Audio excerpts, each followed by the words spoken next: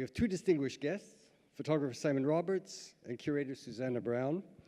And I've had the good fortune to work with both of them over the years. It's gone pretty well, huh? Gone pretty well. And it gives me great pleasure to introduce both of them. Susanna has been curator of photographs at the V&A since 2008. The museum was one of the first museums to collect and exhibit photographs beginning in the 1850s. Today, the collection numbers approximately 800,000 works, and Susanna recognizes every one of them, can date every one of them. And she is part of the curatorial team caring for this world-class collection. She makes the collection accessible on a physical and intellectual level, curating major exhibitions, making new acquisitions, teaching and writing on many aspects of historical and contemporary photography. She is currently working on preparations for the new V&A Photography Center, opening in October this year, and in fact, the subject of the next talk with her co-curator, Martin Barnes. She's currently working on she formerly worked at the National Portrait Gallery and studied at Bristol University and the Courtauld Institute of Art. Simon Roberts is a British photographer whose work deals with our relationship to landscape and notions of identity and belonging. He has published and exhibited widely, and his photographs reside in major public and private collections, including George Eastman House, Deutsche Börse Art Collection, and the V&A Collection. In 2010, he was commissioned as the official British election artist, and he has published 4 critically acclaimed monographs, the most recent of which is Mary Albion, Landscape Studies of a Small Island, which he and Susanna will be discussing today. I have to say that Mary Albion has already given me an immense pleasure. And it's good to see that while you Brits are squabbling over Brexit, that there are deep traditions and eccentricities which go on, impervious, it seems, to the fits and starts of immediate events and fractious politics. So over to our guests, and thank you, Susanna, thank you, Simon, for coming. Thanks, Bill. I've got one now. I've got my own microphone. Welcome our guests.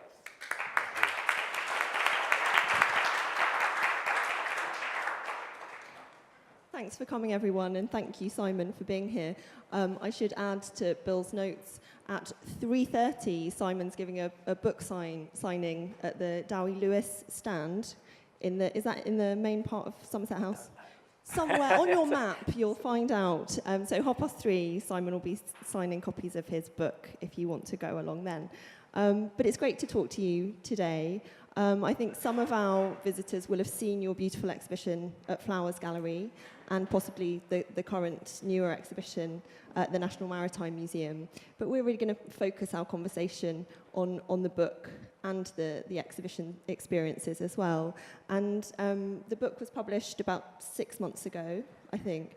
And for me, what's so interesting is the experience of looking at this project in a book form versus the huge prints in the exhibition. So I wanted to begin with that idea of sort of scale and how the project functions in these two different arenas of book and gallery space. Yeah, I mean, I think whenever I start on a project, I'm often thinking about the book as the first outlet or the first kind of way of authoring the project in its kind of first form. Primarily because for me, the photo book is something of an archive document. You know, it has a much more kind of depth and length and history than necessarily just an exhibition, which of course goes into storage in my studio for years on end. But the book is something that I personally also have a lot more control over in terms of the how it's edited, the sequencing of the picture, the authorship, you know, who the voices, the other voices that are brought into a book. But also, yeah, it's that thing of being able to give it this personal intimacy that you don't necessarily have within an exhibition. You can sit with it, you can get much closer to the work. There's something very tactile about it that you don't necessarily get in an exhibition. However, a lot of the time with my work, it's about details and it's about small narratives. And so actually, often some of these things are actually lost in the book. So by having the prints the size they are, which is about kind of 80 inches wide, you then can really engage with each individual work in a very different way. So there's much more that the eye can explore and discover.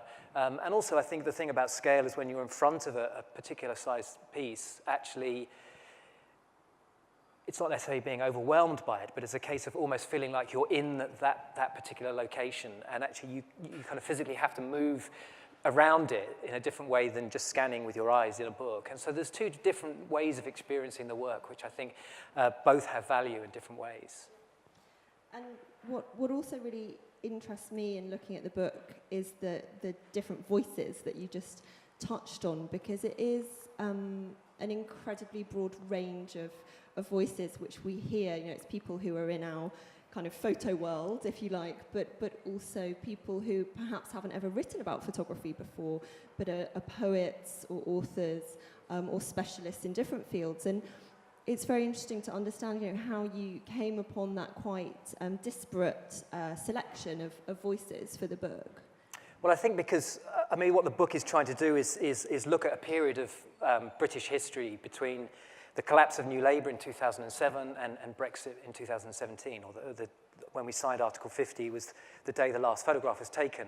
So it's actually a kind of complex period of time that we're looking at, both visually and in terms of the different things that have happened culturally, socially, economically, and politically. And while my photographs are trying to look at these different ways of seeing the landscape, for me it was also important where I gave a kind of a position for other voices to make comments on these things from different perspectives. So in the book, I have these kind of chapter breaks where I've invited a different author to select a photograph or a collection of the photographs in the book and respond to them in whichever way they like. So, for instance, Tristram Hunt wrote a piece about the election because, having been in Parliament, but now being the director of the V&A, I thought it was an interesting perspective not to have a current sitting politician who often is very guarded in how they write, but to have this kind of perspective on what was, how our political system is working now, particularly in the way visually it's controlled heavily by the PR departments of each party, or somebody like Caroline Duffy, using one of her poems that she wrote in response to the death of this Muslim boy who was killed in Birmingham a few years ago. And then other pictures are looking at immigration. Nikesh Shukla has written about, he's the author of The Good Immigrant, which is a series of books from a series of essays from the perspective of immigrants living in Britain, over a period of time. And he's writing about his experience of having moved from London and living in Bristol now, and what that feels like in terms of that idea of otherness. So he selected a picture I took of a group of Muslims coming out of a mosque on a street in Bristol. And so different people have selected different things, but I think together it gives a more rounded voice of what's kind of taken place over the last decade. And then alongside that, I've also written 150 words about each picture, because it's always an interesting one about how much text you provide an audience with, or a viewer with. Do you let the photograph speak for itself, or do you offer another way of looking? And for me, it's important that a viewer can actually take another perspective on a photograph by having some information. Now, they can choose whether to read that or not. I'll give an example. Is this thing working? So, for instance, this is the Download Festival. This was shot in 2008. So this is the biggest rock festival that happens every year in Castle Donington in the Midlands. And for me, what's interesting about this picture is the fact that this was the first time that the police used facial recognition software in a public space to track people's faces. Now, of course, we're reading a lot more about this now, but of course, straight away you have this irony that everybody's dressed as Gene Simmons. And that other bloke who everybody can remember from Kiss. So actually, for me, it's important to add these additional kind of elements to understand something about maybe the politics or the culture or the history behind each landscape. Because I think, for me, what's interesting is actually is trying to peel away at the surface of a photograph and try and offer kind of alternative ways of understanding what you're looking at. And you touch on that theme of surveillance, and I think it comes up again and again throughout the 60 or so images in the book. And of course, for those of you that haven't yet seen the book, it's an amalgamation of various different projects, including the election project of 2010, which you mentioned. And that notion of being constantly under surveillance in the modern world, I think does come through in quite a lot of the images. And is that something very conscious when you're making these pictures, that you're trying to capture that, or is that just part of being a citizen in the 21st century? Well, I suppose for me, there's a couple of things here. Firstly, actually, surveillance is not just about me surveying the landscape or others surveilling the landscape. It's also the fact that you're not quite sure who operates now in particular locations. So, for instance, this is Blackpool, but now the centre of many cities are quasi-public-private spaces. So I deliberately shoot on a large format camera, part of the reason being that I want to make a very obvious statement that I am here to make a photograph. So I will put my tripod, I'm often on a ladder or on the roof of the motorhome or some elevated perspective, but I'm here with a hood over my head, you know, in this scene, saying that I'm here as a photographer. I'm not trying to sneak any kind of picture. And that's partly so the audience or the people I'm photographing can see that this is taking place. But also because often you're not quite sure whether, you know, who owns this kind of particular property. So you might find that actually you're stood on a private land and some security guard is there within seconds to stop you. So there's this kind of weird thing now. I mean, for instance, I think it's the Duke of Gloucester or Devonshire, one of these kind of landed gentry. But basically he now owns the whole of the centre of Liverpool. I mean, Liverpool One is a private company that owns all the land in Liverpool. So for me, there's this kind of interesting perspective about, you know, where we have access to and what can be taking place within public spaces, including photography. Now, often people just ignore me, but, you know, every so often there is this battle between you and the private security firms about, you know, whether you can take a picture. And as you say, you make your presence very visible by having that very large camera always on a tripod. You're often sort of high above the scene, so you're quite visible to the crowds below. And it almost reminds me of O'Sullivan or a kind of 19th century photographer hauling these huge cameras and kit around with them and working in what is a very slow way, actually. If you're shooting on that large format, it's very, very different to using a modern digital camera. And I think that sense of time and of slowness is really central to all of your pictures as well, because these are the kind of pictures that I think reward slow looking for us as well, whether we're looking at the book or looking at them in an exhibition. You can't just pass by in 3 seconds and absorb all of the detail and the information and the richness of these pictures. And what is your process, just for those who are less familiar with your work? I mean, how long would it take you to get that sort of one key image that you're after? I mean, it really depends on the photograph and the situation. I mean, sometimes I could spend hours, sometimes it kind of happens quite quickly. I think the most important thing is pre-planning.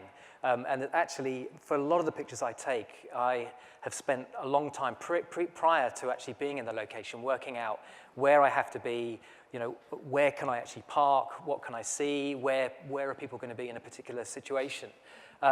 This is actually me photographing Gordon Brown during the general election in 2010 when I was doing that commission. So I have various forms of transportation. This is a slightly nicer motorhome because this was a taxpayer's commission. But I photograph with this old field camera. But the idea is to try and get a perspective that's elevated, because as soon as you have elevation, you lift the midriff of a photograph. It no longer becomes about the foreground and the horizon. Suddenly you have this kind of rich seam. Is there a pointer on here? Anyway, you have this kind of rich seam where you can see people in the landscape and the different kind of activities that are taking place, but within the context of the built environment, here being a housing estate on the edge of Rochdale. Now, for this particular picture, we all knew that Gordon Brown was going to be here, but I had to get here a couple of hours earlier to make sure that I could park in this particular place. And then you have the usual thing of how much negotiation needs to take place to even be allowed to park there. So here it was a case of having to argue with his secret protection officers that, about being this close. And then it's about, once you've got the position, it's just about waiting for the photograph. So this is actually a picture of Gillian Duffy, the woman who called him who he called a bigot. And this is her as she started heckling at Gordon Brown. So the picture kind of the idea is to try and build up these different senses of time and information within one frame. So like you say, it's this idea of a kind of slow looking. So here, for me, there's as much interest in Gordon Brown and Gillian Duffy as there is the nurse holding her mobile phone. This is referring to ideas of citizen journalism and the fact that so many of our news outlets are encouraging us, the public, to send them images which they can then use, so replacing the kind of news photographer. As it is the architecture of this post-war housing estate in Rochdale. So all of this kind of information is there as this kind of tableau, if you like, that kind of gives us something about, modern Britain and the way that we kind of not just use the landscape, but where different kind of activities take place. And you just mentioned that sense of different moments within one picture, that there are often many private conversations, many separate points of action, if you like, within the scene. And I was talking with the photographer David Hearn last week about your work, and some of you will remember the David Hearn Swaps exhibition that was here at Photo London last year.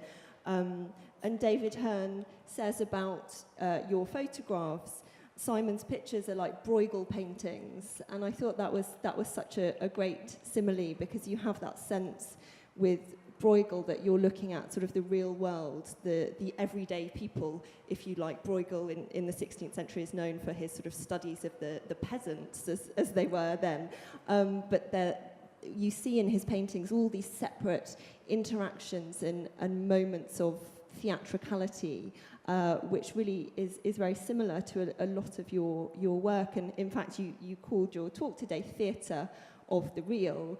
And I love that idea, and it'd be good to expand on that a little bit, this sense of the photograph as a sort of theatre set, if you like. Yeah.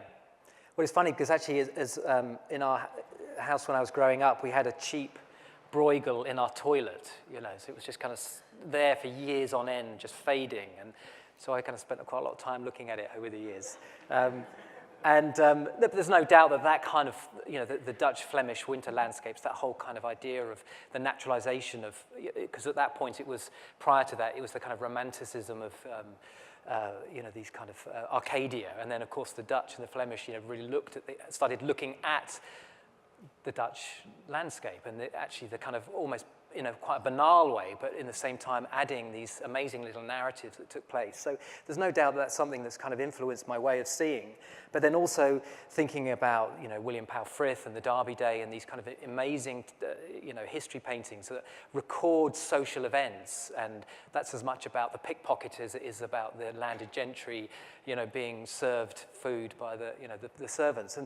And of course, for me, what was interesting about William Powell Frith is that he employed Robert Howlett, the Victorian photographer, to make studies at Derby Day, which he then used to create the final piece for Derby Day, the painting. So it's kind of interesting that connection to photography. And then, of course, somebody like Fox Talbot doing these enormous kind of scenes of the tube being built and central, the changes in central London. And you have all these kind of figures that are dwarfed by the enormity of this kind of changes in Victorian society. And so I kind of like that idea of trying to add depth to every photograph. And to some extent, I see the landscape as the backdrop to some form of theatre that then takes place. And that can be quite banal. Excuse me, I'm going to hiccup, I think. This is a temporary polling station in Slough. And you have the tellers sat down, signing off who's coming. You've got the couple here having a cigarette, holding their polling cards, I love the idea that maybe they're still thinking about who to vote for. but the picture's also about pairs. You know, you've got the couple in the front, you've got the couple in the middle, you've got the couple in the back. So it's about the kind of using, finding the right position. So here I've deliberately used the lamppost with the CCTV signs and bits, and then you've got Victoria Road, the idea of kind of colonialism, imperialism, and now with the demographics of Slough, this kind of one of the only 3 cities in Britain with a white minority. So there's all of this kind of information that I'm trying to embed within this one particular frame. And it is thinking about this idea of the real, because for me, actually, a photograph, I'm interested in what's happening now. I'm interested in some way of reporting, but not in a journalistic fashion, within a fashion that actually has a sense of a notion of time and place, and also creating an archive. When I started making these pictures, I wasn't thinking about Merry Albion. I was just making work, and what I knew was that I needed to keep making work in a similar fashion, i.e. using the same form of working. And then it just, it kind of was just a case of building each picture. So this is the day that Nick Clegg made his famous U-turn on student fees. So this is the day that outside Parliament, where all the protesters were kettled as they voted for the tuition fees. So again, it's about a particular event in time, but at the same time, it also tells you so much more. You've got people looking out of the Ministry of, I think it's the Ministry of Defence, in the windows. So in the print, you get to see these little elements. You've got the kind of the police filming with their facial recognition software. Then you've got, this moment of the police and the protester, where they're kind of joined as one of them's managing this protester. So I like that kind of, again, this sense of a drama being enacted. And the notion of surveillance comes through again, because if you look at the print itself of this picture, you see cameras everywhere. Individuals with cameras, police with cameras, the cameras on the posts. It's sort of filled with cameras every corner of the picture. It's quite extraordinary, and sort of the longer you look at it, the more you notice that. I also, on sort of rereading your book, was very struck with this idea that comes up again and again of citizens and citizenship. And David Chandler, in his very brilliant essay at the beginning of the book, explains that you, in making these pictures, think of yourself as a citizen and not just an onlooker. And I'd like to just think a bit more about that for a moment, what for you it means to be a citizen in today's world and in this country in particular. Well, I think, a lot of the inspiration for making, the first book that I made was, the second book I made was We English, and that was about the English at leisure. But that came about from having spent a year working in Russia, where I was making work for the first book, Motherland. But what was interesting was that the day that we left Russia, my wife and I, was the day that, the day before, it was the day that we won the Olympics, or the Olympic bid. And so I remember being in Moscow and just watching this kind of jubilation in Trafalgar Square on the television as, there's this kind of, joy that we'd kind of won this thing. And then the day we landed, the next day, we landed at Heathrow Airport, and the plane was grounded for about 5 hours because it was the 7/7 bombing. So we kind of gone from this jubilation to kind of mass terror. And it was a kind of really profound experience. And then, the next few weeks, you had this kind of real introspection of question asking about, how did this happen? Why did this happen? And then the more time I spent here, you started reading more and more about devolution in Scotland and Wales and the possible vote of independence. And then, Jeremy Paxman, released his book, The English. And then you had this big show at Tate Britain called, How We Are Photographing Britain. So there seemed to be this kind of sudden introspection and kind of questions being asked about, culture in Britain, who we were, and ideas of identity and belonging. And so for me, it was I felt actually a lot of photographers over the history of photography have explored that, from Sir Benjamin Stone in the 1890s through to, Anna Fox or Martin Parr. And it just seemed to me that actually now is a really important time to be making work. And so hence that's how I started with We English. But with We English, what I wanted to do was actually not just involve myself in the work, and so I actually created a website where people could invite me to come and photograph something. So you could send me a message and say, it's my 50th birthday, I'm having a party on the river, or the banks of the River Cam in Cambridge, you know, and so I would go and photograph it. So it was really just about this kind of, not just about me being an observer, but me having this kind of dialogue with those people I was going out to photograph. And so with the election project, I actually created a website where anybody could upload a photograph from the election. So again, trying to have this kind of dialogue. And so with all the work, there is a kind of sense of me trying to not just find my voice, but also record something about what people are doing, you know, whether that's Occupy London, you know, the kind of voice of this particular group of people, or, you know, the aftermath of the riots in England, you know, these where people were really, maybe not so much in the riots, but people were trying to have their voice heard, you know, so this is after the riots in Peckham, where people were leaving post-it notes on the, bizarrely, the looted Poundland. You know, I mean, it says something about Britain when the looters loot Poundland rather than the Cartier watch shop, you know. So, you know, but it was kind of interesting, you know, people hear the public trying to leave a voice about, you know, what they thought about what had happened in Peckham, and, or even that event, you know, which is coming up again this weekend, yeah. So this is the royal wedding in the Hyde Park.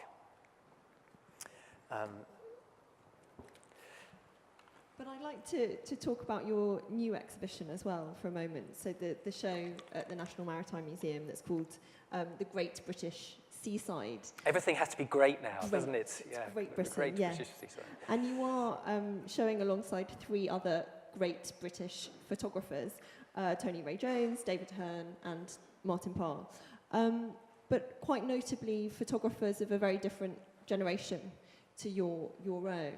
And you know, I'm just interested to understand a bit more about that generation of British photographers and the impact that they might have had on your way of working or looking, or perhaps they haven't at all.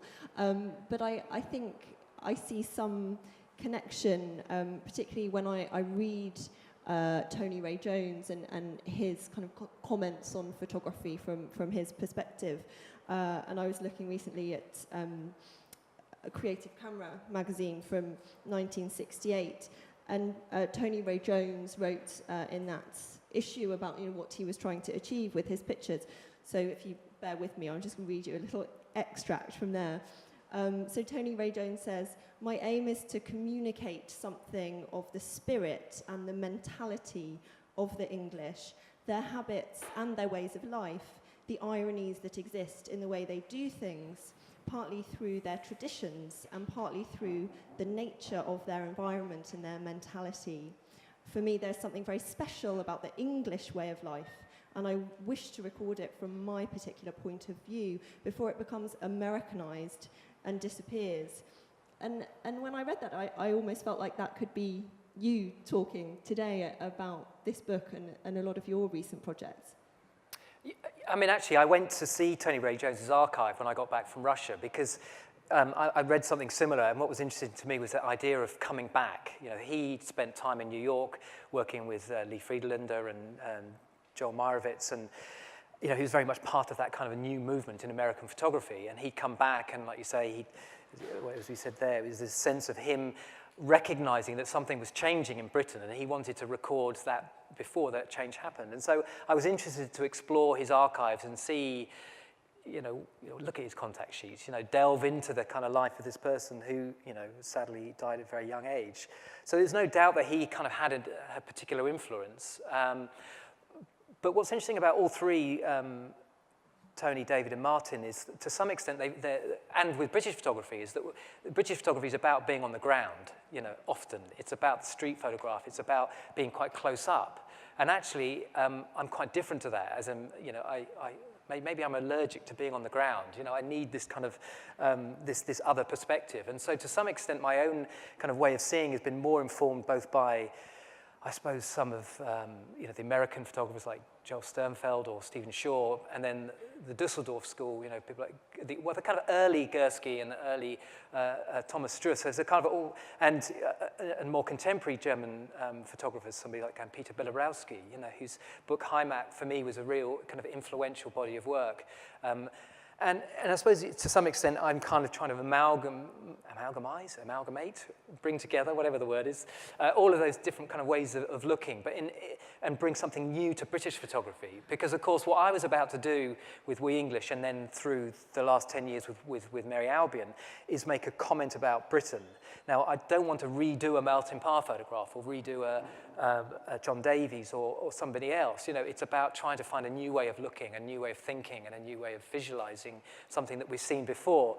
So I suppose really what the work becomes, and this is why I think that the British should keep photographing Britain, because I think actually what we're doing is you're just adding to another piece of the jigsaw puzzle. So I'm just adding another element of a bigger mosaic about how we look at ourselves. And I think that's, and not just, you know, photographers, but, you know, people like, you know, Patrick Keeler, you know, the filmmakers that are making work, or the writers, you know, there's, I think, this kind of sense of authoring about looking at, you know, these particularly poignant times in history, I think, you know, particularly with the things that are happening now. And actually, I'd be interested to see what work people are making about Brexit. I mean, it's not an easy thing to photograph, but actually, you know, what is the kind of work that's being made about this kind of, this particular period of time?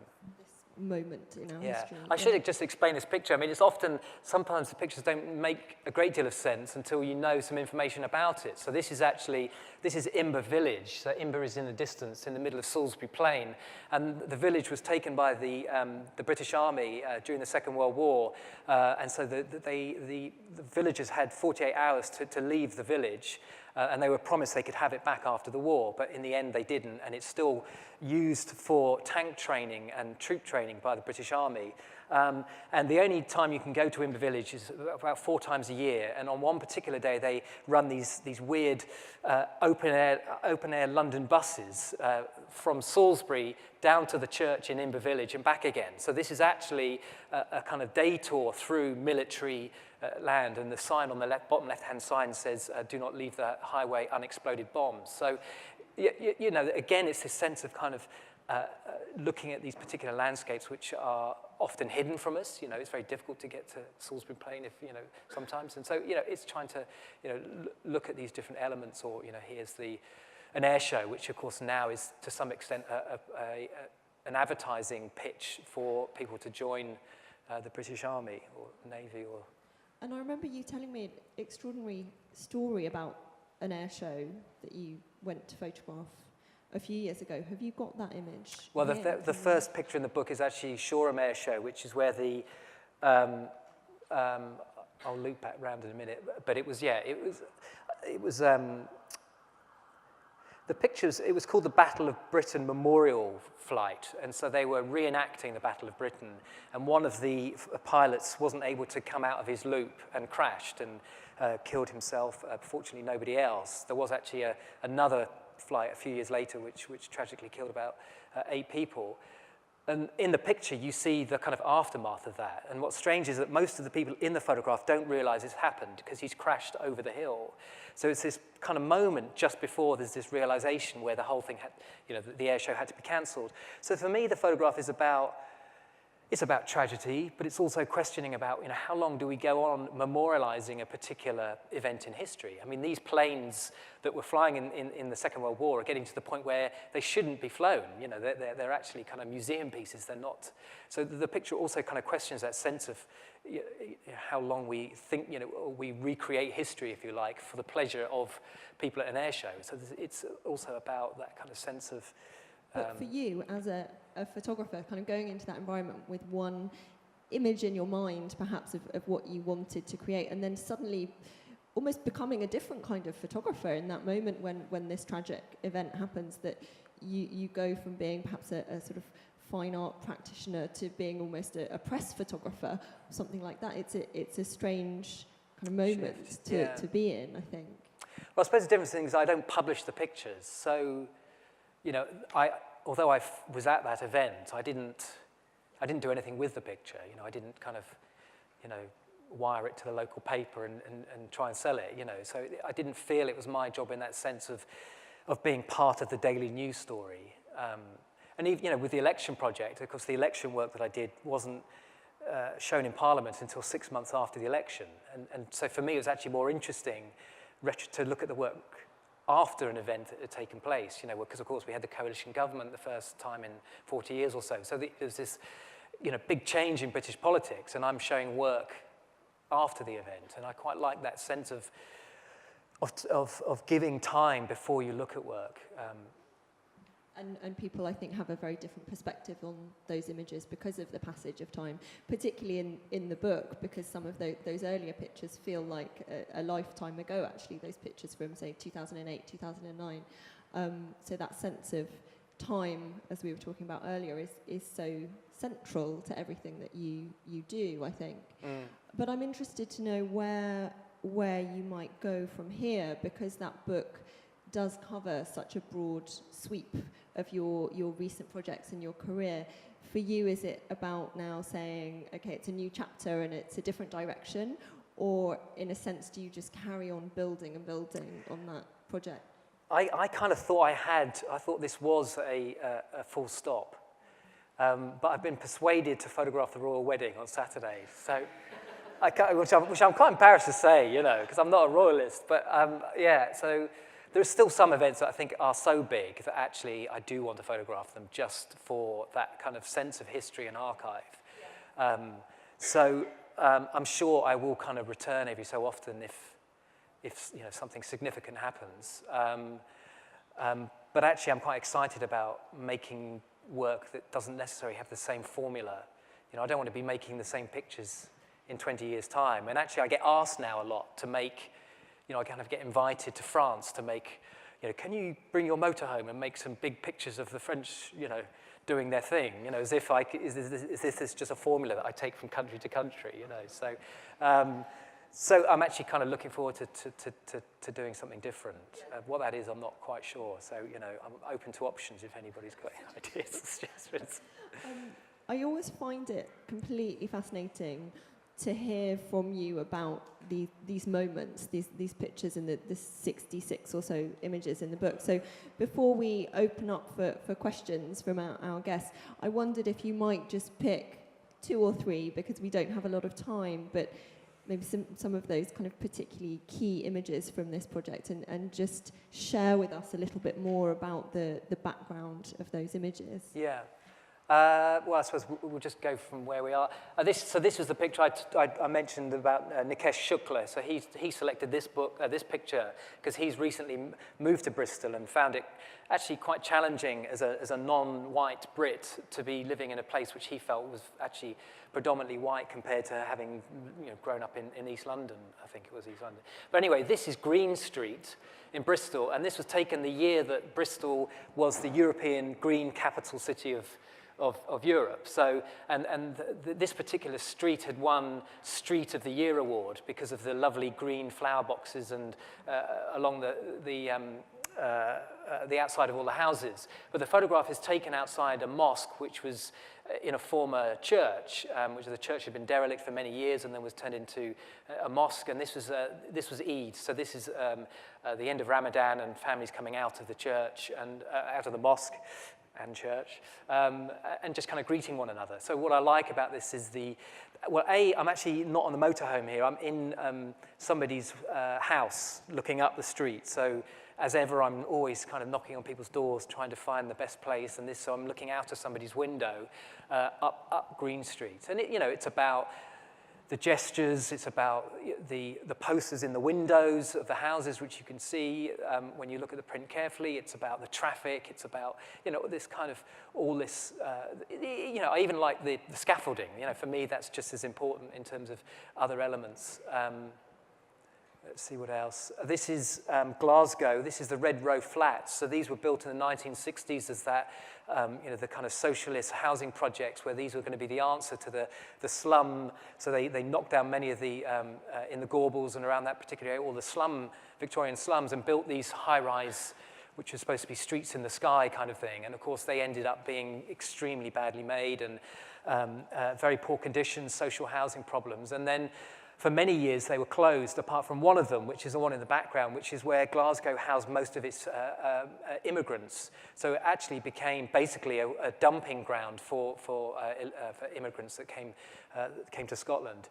In the end, they were deemed just unsafe, and so this was taken about 6 months before they were all blown up, so they're no longer there. So, actually now if you go to this place, it looks completely different. So I kind of also like that sense of time, in a sense of projecting forward. And what have I did just you know done? they were going to be blown up? Is that sort of your rationale for going to Glasgow to make the picture? Mr. AV, man, could you just, I've done something here. Yeah, so I knew that at some point they were going to be, can you put the slideshow back? Yeah, they were going to be destroyed, and so it was a case of, for me it was interesting, because it was also around the time of the Scottish referendum, so I was making quite a lot of work in Scotland, but so this is as much about immigration as it is about, kind of social housing. This is a nice one. This is the refugee walk. So it's actually called the Refugees' Tale Walk, and it was started by the Gatwick Detainees charity, and they decided to reenact Chaucer's Canterbury Tales, doing a walk from Canterbury to, where were they? Anyone know? Anyone know? Anyway, that famous walk. So this is actually along this particular route, and every night they were stopping and telling a different refugee tale. And I just love this, these kind of three slightly elderly white ladies walking through this English countryside with this immigrant from, I think, Sierra Leone, and the fact that in the evening they were giving their different kind of stories and testimonies of where they fled from. So it's a kind of nice, a different way of looking at the green and pleasant land, if you like. We've probably got time to look in a bit more detail at one more, and then we'll open up for questions. That's Treason, mate. I mean, the one time where I did feel like I did want to report quite directly on something, comment on something very contemporary was Grenfell, and actually the last picture in the book is actually this picture, which was the day that Theresa May signed Article 50.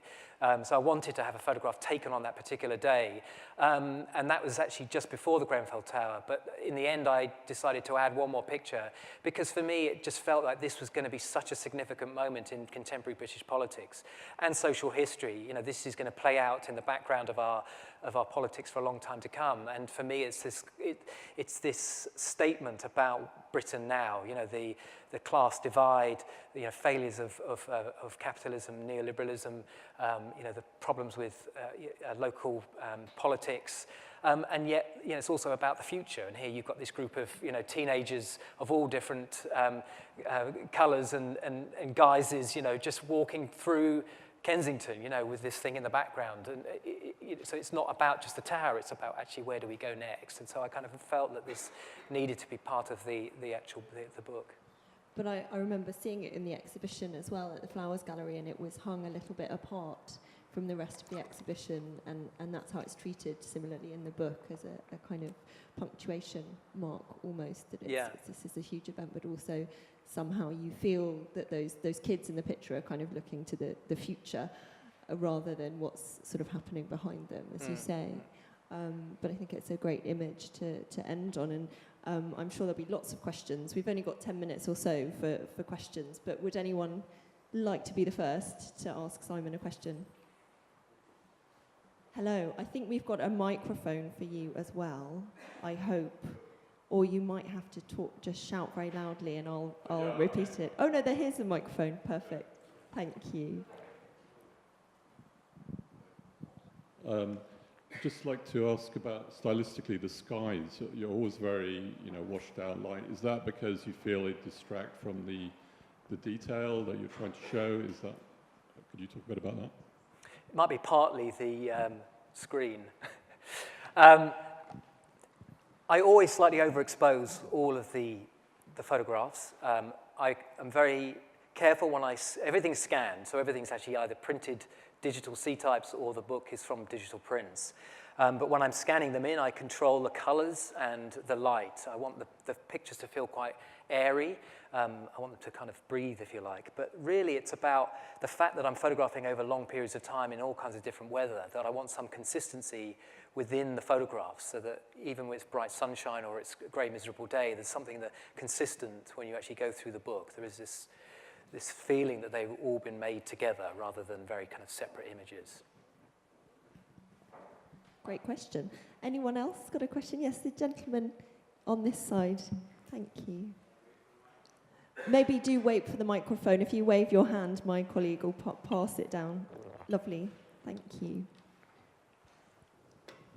Simon, every image looks sort of inevitable. You've got just the right moment. But how much are you actually shooting when you're, say, on a location like the Bristol Street? Yeah. Are you taking a lot of frames? Do you know what? Were you just waiting for something that you had in mind? What? Yeah.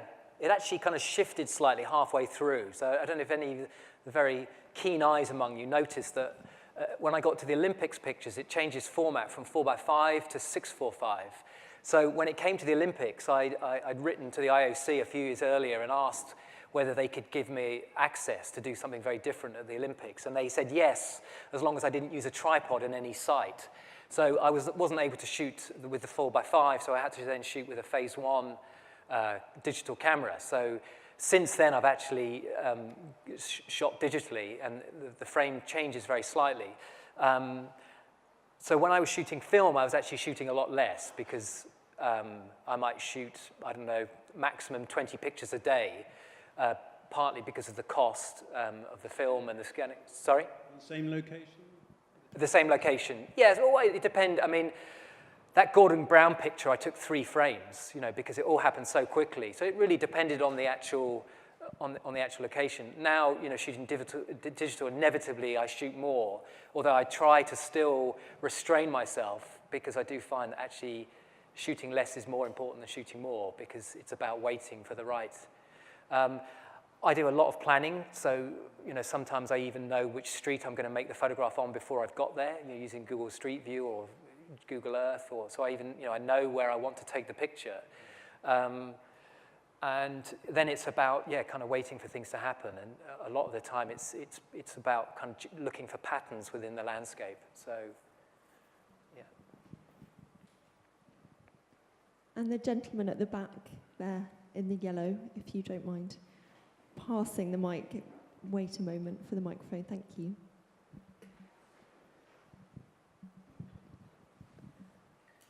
Brilliant. Thanks. Thank you. Simon, wonderful photography, wonderful social documents. Your political philosophy is quite evident, but when you're documenting Britain and its changes, what sort of things have you seen changing that either you like or you don't like? I mean, you're documenting things at a particular point of time, but do you have any observations about where Britain is going or has been going? It's quite interesting looking at the localism within Britain, actually how a lot of the events that I began photographing were about communities doing something quite localized. And it did feel that there was this, not just a kind of national introspection, but to some extent quite kind of localized thing, quite contained. So somewhere like Todmorden, which is trying to become one of these transition towns where they're not reliant on peak oil. So it's attracting people who are very similar kind of ethical ideals and doing something as this kind of community in a small c kind of project. It's an interesting thing about politics. I mean, I found when I was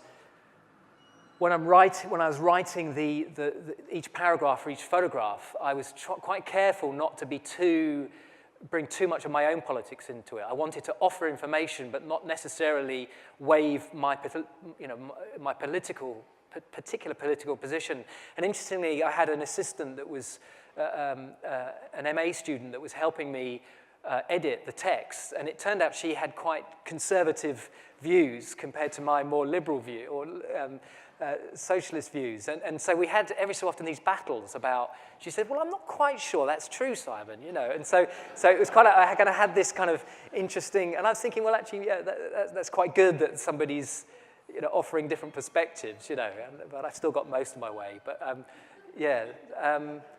And your voice in the text that you write in the book, those texts that are all collated at the end of the book, it reminds me when I read those, it's like a museum voice, which is the voice that I use in my work if I'm writing text to go on a wall in an exhibition. It is very measured and sort of removed from any sort of emotional reaction to what are, as you say, often very politically engaged ideas, and it feels very kind of tempered and thought through, and that's obviously very intentional, but it's interesting to know that you had a kind of other person involved in that process with a view different to your own. That was a great question, thank you. We've probably got time for one more if anyone else has a burning question to ask very quickly. Thank you, the gentleman in the blue shirts, thanks. Simple question, what next? Whew. I do want to make some work about current political changes, but it's finding the right way of doing it. I'm starting to work with video, but just because I want to use audio more, I think there's something interesting about adding another voice to work, where you actually hear the voice at the same time as looking at the imagery. So that's something I'm playing with. I'm also doing something on ancient woodlands. I'm kind of looking at some of the oldest woods in Britain, and that's partly my reaction to Brexit. It's kind of going and hiding in the woods and wishing it wasn't happening. We all feel like that sometimes, right. Yeah. Well, thank you everyone for coming, and thank you, Simon, for this amazing book, your fantastic work, and please join me in thanking Simon today. Thank you.